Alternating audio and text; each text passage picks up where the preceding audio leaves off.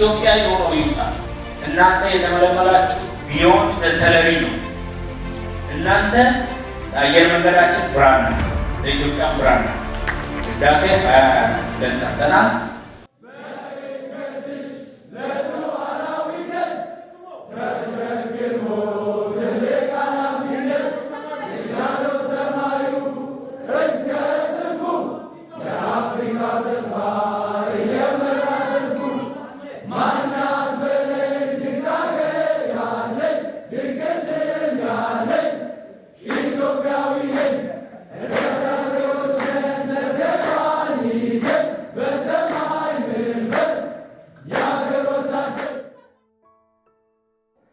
ልጆቼ ዛሬ የምነግራችሁ ታሪክ በህይወታችሁ ውስጥ ትልቅ ለውጥን መፍጠር የሚችል የአገርን ፍቅር፣ የወታደርን ጽናት፣ ህይወታቸውን እንደ ሻማ አቅልጠው ለሌሎች ብርሃን ስለሚሆኑ ልባቸው ትልቅ ሐሳባቸውም ሩቅን የሚመለከት ዛሬ ለደረስንበት ጊዜ ትልቅ መሰረት ስለሆኑ ሁለት ንስሮች ነው።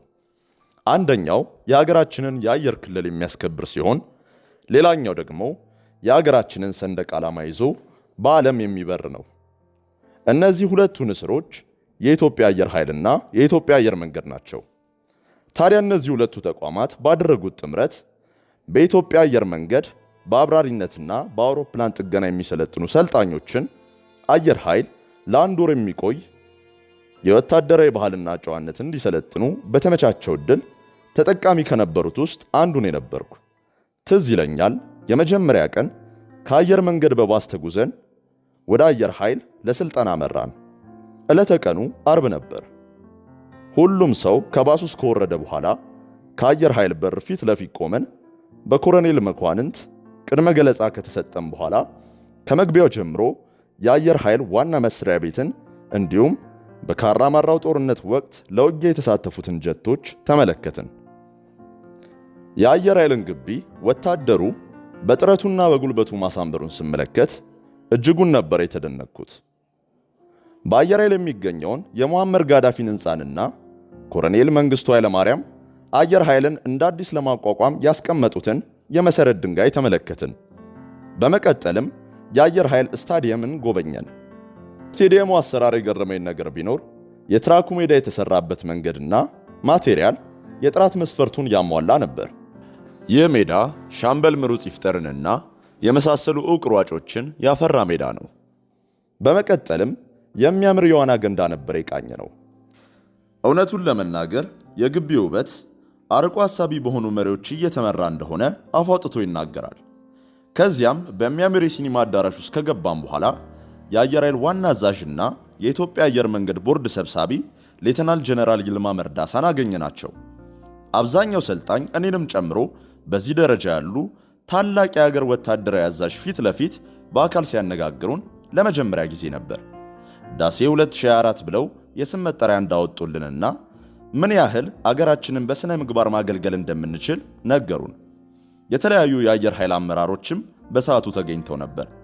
ከሰልጣኞች መካከልም የተሰማንን ነገር እንድንናገር እድል ከሰጡን በኋላ በሌላ ጊዜ እንደሚያገኙን ቃል ገብተውልን ተለያየን።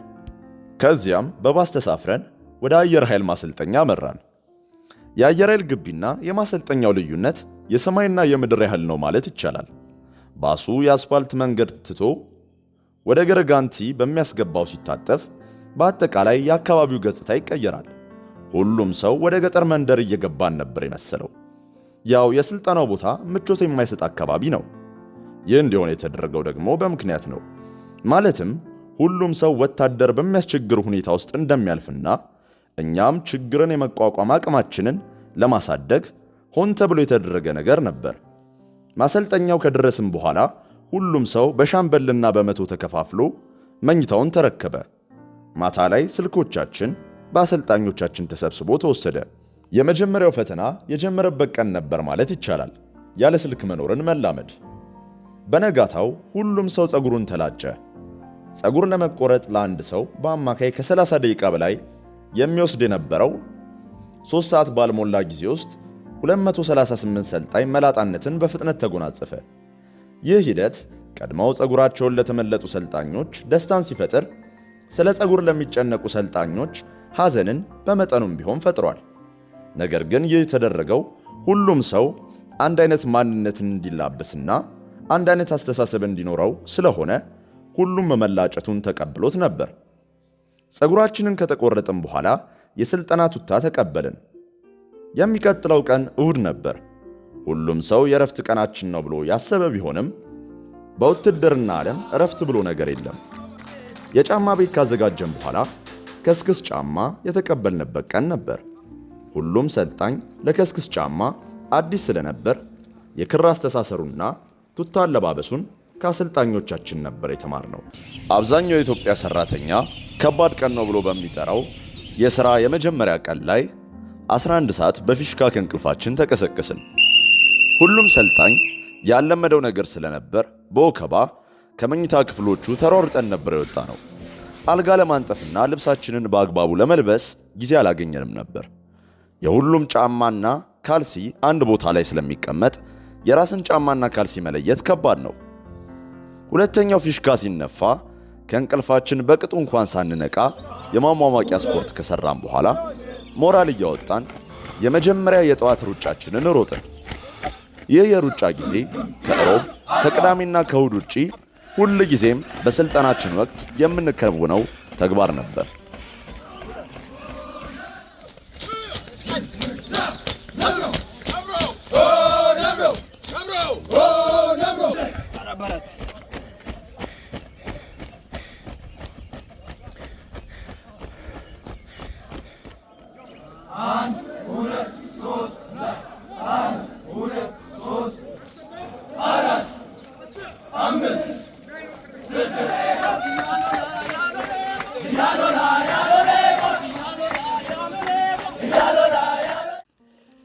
ሌላው አዲስ የሆነብን ነገር በሰልፍ ተራን ጠብቆ ቁርስ መመገብ።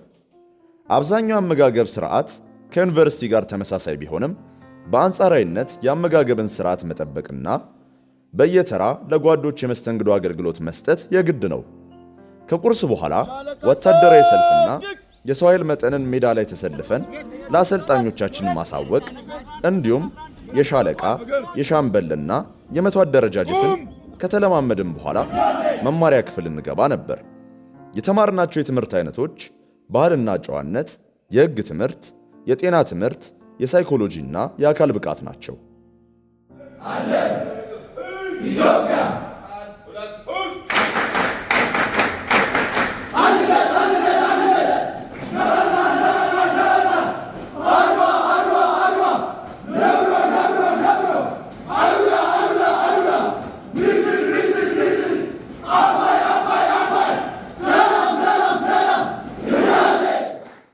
ክላስ ውስጥ የማይረሳው የትምህርት ክፍለ ጊዜ ከ40 ዓመት በላይ የማስተማር ልምድ ያላቸው የስፖርት ሳይንስ አስተማሪያችን በክፍል ውስጥ ያደረጉት የሰውነት ጥንካሬን የሚያጎለብት እንቅስቃሴ ያሳዩን ዕለት ነበረ። አስተማሪያችን በእድሜ ገፉ ቢሆኑም የሰውነት ጥንካሬያቸው ግን የተለየ ነበር። በሁለት እጃቸው ያለማንም ድጋፍ መቆም ችለዋል። አንዳንድ ሰልጣኞችም በእጃቸው ራሳቸውን ችለው ለመቆም ቢሞክሩም ተቸግረው ነበር። ጥቂቶቹ ይህን ለማድረግ ቢጥሩም አብዛኞቻችን ግን ይህን ማድረግ አንችልም ነበር። በቀጣዩ ቀን ሰልፍ ሜዳ ነበር ሄድነው። የሰልፍ ሜዳ ላይ ከደረሰን በኋላ በአሰልጣኞቻችን የወታደራዊ ሰልፍ ገለጻ ተሰጠን።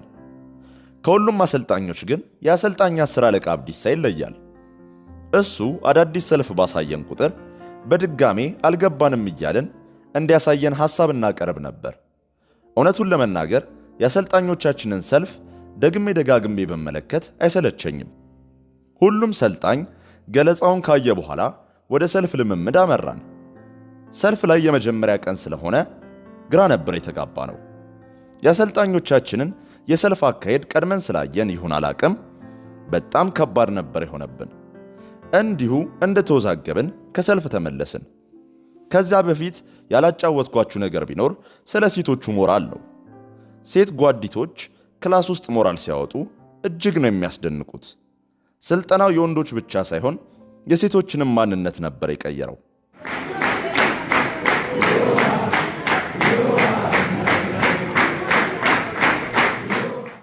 ቀጣዩ ቀን አየር ኃይል ከመጣን 1 ሳምንት ያስቆጠርንበት ነበር። ዕለተ ቀኑም ሐሙስ ሲሆን የሚገርም ትውስታ ነበር ጥሎልን ያለፈው። ትዝ ይለኛል ሰልፍ ለመለማመድ ሄደን የሚገርም ዝናብ ነበር የሰነበው። ታዲያ ከስክስ ጫማ አድርገህ በዝናብ እንደመሮጥ የሚከብድ ነገር ያለ አይመስለኝም። በዛ ላይ ደግሞ ቱታችን ረጥቦ ሞራል እያወጣን ብቻ ደስ የሚል ቀን ነበር ያሳለፍነው። ሌላው የስልጠናው አንድ አካል የሆነው ነገር ጽዳት ነው። በየቀኑ ዶርማችንን ለማጽዳት ከየመቶ 3 ሰልጣኝ ከጠዋት ስፖርት ቀርቶ ያጸዳል። ይህም በጋራ አንድ ቦታ እንደመኖራችን መጠን ራሳችንን ከበሽታ እንድንከላከል ረድቶናል። ከዚህም በተጨማሪ በሳምንት 2 ቀን ሮብና ቅዳሜ ጠዋት የጽዳት ቀን ሲሆን ችግኞችን መትከልና መንከባከብ፣ አረሞችን ማረም እንዲሁም ለችግኞች ተፈጥሯዊ ማዳበሪያን እንዲያገኙ እናደርግ ነበር። በነጋታው ሌላው ከባዱ የሥልጠና ጊዜ የጀመረበት ቀን ነበር፣ ጂምናዚየም የሰራንበት። ከጂምናዚየም ከባዱ ስፖርት ጎምዬ ዋነኛው ነው። ጎምዬን በምን ቃል እንደምገልጸው ይከብደኛል። መስራት አቅቶን ወደ መጨረሻ አካባቢ በእንብርክክ እየሄድን ነበር የምንጨርሰው። የወታደርን ጽናት የሚያስተምር ስፖርት ነው ማለት እችላለሁ። እነ ታርዛን፣ ዲጋፕ፣ ፑልአፕ፣ ሲታፕ፣ ፑሻፕና መኪና የሰራናቸው ስፖርቶች ነበሩ።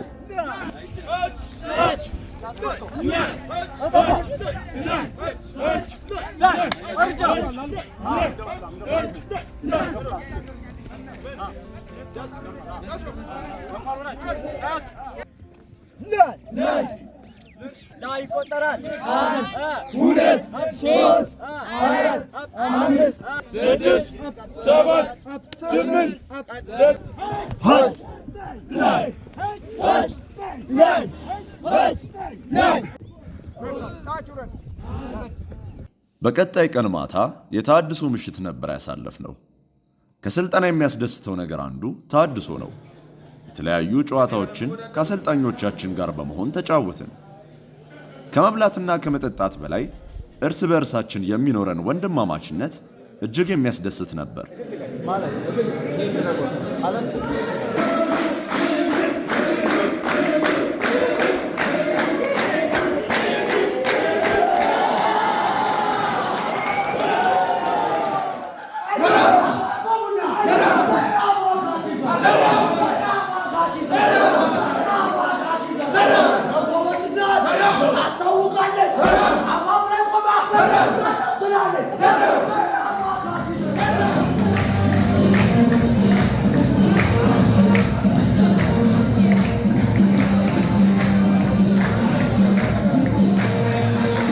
ሮብ ዕለት ሚያዝያ 23 የላብ አደሮች ቀን ነበር።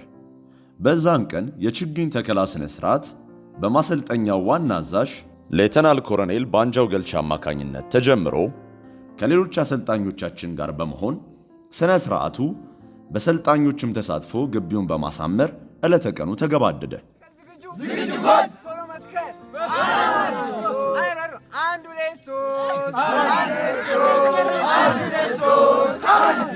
በቀጣዩ ቀናቶች የበዓል ቀን ስለተቃረበ ሁሉም ሰው ትኩረቱ የፋሲካ በዓል ላይ ነበር። ፋሲካን ከቤተሰቦቻችን ብንለይም በአሰልጣኞቻችን መልካም ፈቃድ ዶሮ ወጥ እንድንሰራ ምክትል መቶ አለቃ ዋጋሪ ባቀረቡት ሐሳብ ዶሮ ለመግዛት የተወሰኑ ሰልጣኞች ወደ ከተማ ሄደው ለዶሮ የሚያስፈልጉ ግብአቶችን ሸመቱ። ሽንኩርቱን ወንዱም ሴቱም ተባብረው ከላጡት በኋላ በሟተኛ ሴት ጓዲቶቻችን ዶሮ ተሰራ። የእርድ ስነ ስርዓት በወንድ ጓዶች ተከናውኖ ሁሉም ሰልጣኝ ምሳውን ከበላ በኋላ ወደ ተዘጋጀው የበዓል ፕሮግራም አመራን። ከፕሮግራሙ በኋላ ዶሮው በጋራ ማዕድ ተመገበ።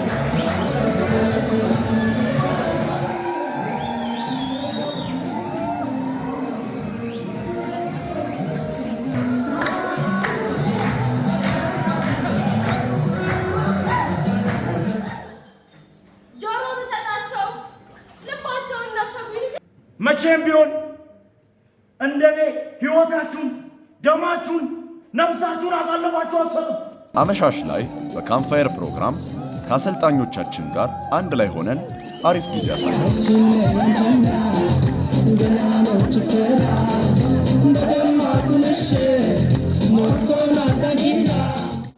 ሁለት የመቶዎች በጥምረት ሆነው ያዘጋጁት ተሐድሶ የነበረበት ምሽት የተለየ ነበር። ለአሰልጣኞቻችን አቀባበል ካደረግን በኋላ በመከላከያ ሰራዊት መሪ መዝሙር ፕሮግራሙ ተጀመረ። በጓዶች ግጥም ቀርቦ አዝናኝ በምልክት የማስረዳት ጨዋታ ተጫወትን። እውነቱን ለመናገር አርብ የገባንበት ቀን ስለሆነ ይሁን አላቅም በጣም ከባድ ስፖርት ወይም ሩጫ የምንሮጥበት ዕለት ነው። በጠራራ ፀሐይ ከ7 ሰዓት ተኩል ጀምሮ ሮጠን 9 ሰዓት ሲሆን ማሰልጠኛ ውስጥ የሚገኘው ሜዳ ደረሰን። ሰውነታችንን ካቀዘቀዝን በኋላ እንደ ልጅነታችን ማረቤን ያያችሁ የሚለውን ጨዋታ ተጫወትን። በዛ ፀሐይ ሮጠን ሰውነታችን ዝሎ ሁላችንም በደከመን ወቅት አሰልጣኞቻችን የፈጠሩት ሰውነት የማቀዝቀሻ መንገድ እጅጉን የሚደነቅ ነበር። ከሳምንታት የሰልፍና የጂምናዚየም ሥራ በኋላ ወታደራዊ ሰልፍን በመላመድ እንዲሁም በአካል ብቃት ከመጠንከር አንጻር ትልቅ ለውጥን ማሳየት ጀመርን። ነገር ግን ሁለቱንም በተመሳሳይ ሰዓት መተግበር እጅግ አድካሚ ነው። በተለይ ከሰዓት በአብዛኛው ፀሐይ ስለሚሆን ሰልፍ ከተለማመድን በኋላ ጂምናዚየም መስራት የበለጠ ፈታኝ ነበር። ሰልፍ ሰርቶ ጎምዬን መስራት የትንፋሽና የጡንቻን ጥንካሬ ይጠይቃል። ቢሆንም ከቀን ወደ ቀን ድካሙን እየለመድነው ስፖርቱም እየቀለለን መጣ።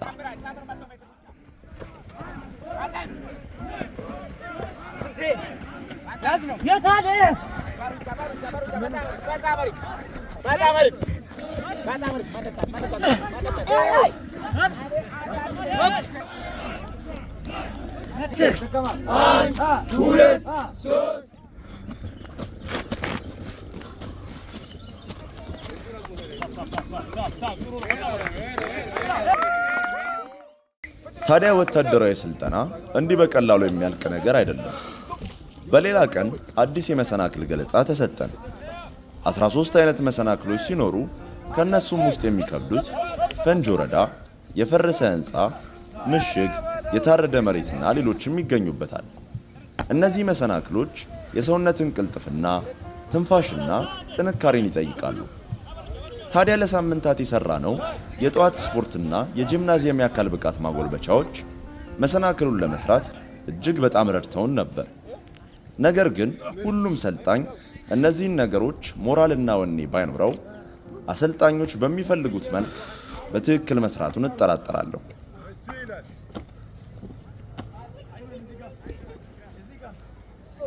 ያው ቀደም ብዬ እንደነገርኳችሁ ዕለተ አርብ በየሳምንቱ ሲደርስ ያልጠበቅነው ከባድ ሥራ እንታዘዛለን።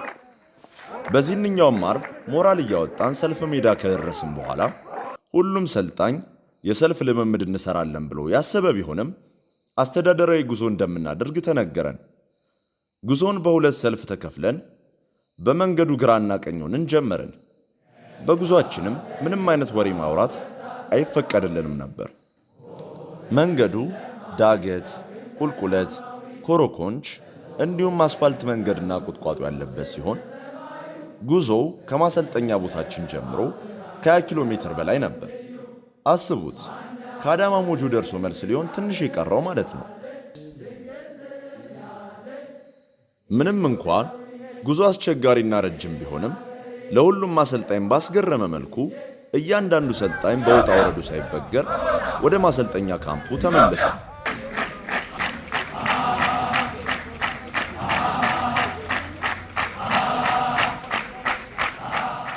ከምርቃታችን ቀደም ብሎ የአየር ኃይል ተማሪዎች ያዘጋጁልንን የመሸኛና የእንኳን ደስ ያላችሁ ዝግጅት በጋራ በመሆን አሳልፈን ነበር።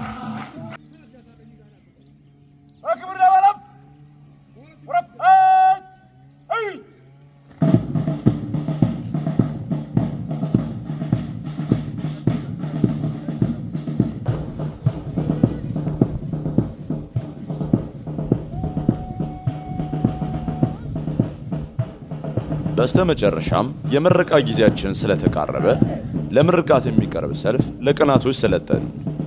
ከሰልፍ ባሻገር ህዳሴ 2024 የሚለው መጠሪያ ስማችንን በትርኢት ለማሳየት ተለማመድን። ለዚህም የአሰልጣኞቻችን ድርሻ ጉልህ ሚና ነበረው። በወቅቱ የነበሩት ሌሎች አሰልጣኞች እንዲሁም የማሰልጠኛው ዋና አዛዥ በሰራነው የሰልፍ ትርኢት ተደስተው የውዳሴ ጭብጨባን ችረውናል። ይህም የልፋታችን ውጤት የጥረታችን መደምደሚያ ነበር። እናም ልጆች ዛሬ እዚህ አየር ኃይል ግቢ ይዣችሁ የመጣሁት እኔ ሀገሬን በሙያዬ ከዛን ጊዜ ጀምሮ ታምኝላት ሳገለግላት ኖሬያለሁ። ሀገሬን በመናገር ሳይሆን በተግባር ፍቅሬን ገልጬላታለሁ። ሀገሩን እንደሚወድ ብርቱ ጽኑና ጀግና ወታደር ወደፊት እናንተም በምትሰማሩበት ሙያ ለሀገራችሁ እድገት ጠንክራችሁ እንድትሰሩ ነው።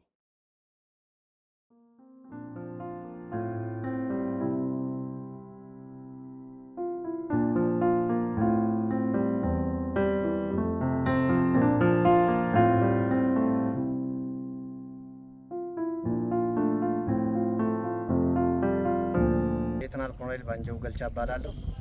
የኢፌዴሪ አየር ኃይል አካዳሚ ወታደራዊ መሰልጠኛ ኃላፊ ነኝ። ከአንድ ወር በፊት ያው የህዳሴ 2024 የአየር መንገድ ተማሪዎች ተቀብለናቸው እዚህ ጋር ስናሰለጥን ቆይተናል። ተቋሙን የሚያሳድጉበት በየፊናቸው ቴክኒሻኑ በቴክኒሻንነት፣ ፓይለቱ በአብራሪነት ሀገሪን የማሳደግ እዚህ በጋራ የመኖር የመቻቻል የያዙትን ይዞ ቀጥታ ወደ ተቋሙ ሲሄዱ እሱን እዛ መልሶ ማንጸባረቅና ተቋሚን የማሳደግ በትልቁ ከነሱ ስለሚጠበቅ የማስተላለፈው መልእክት ከነሱ ብዙ ነገር ስለምንጠብቅ ትልቋ ኢትዮጵያ አየር መንገድ ሲገቡ ኢትዮጵያ አየር መንገድ ስለሚባል አሁን ደግሞ ትልቁ አየር መንገድ ውስጥ ስለሚገቡ እዛም ሄዶ ትልቅ ስራ እንደሚጠበቃቸውና እንደሚሰሩ የኔም ፍላጎት ነው።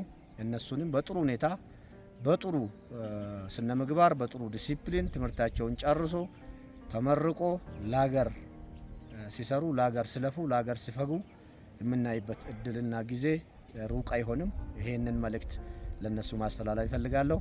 አመሰግናለሁ።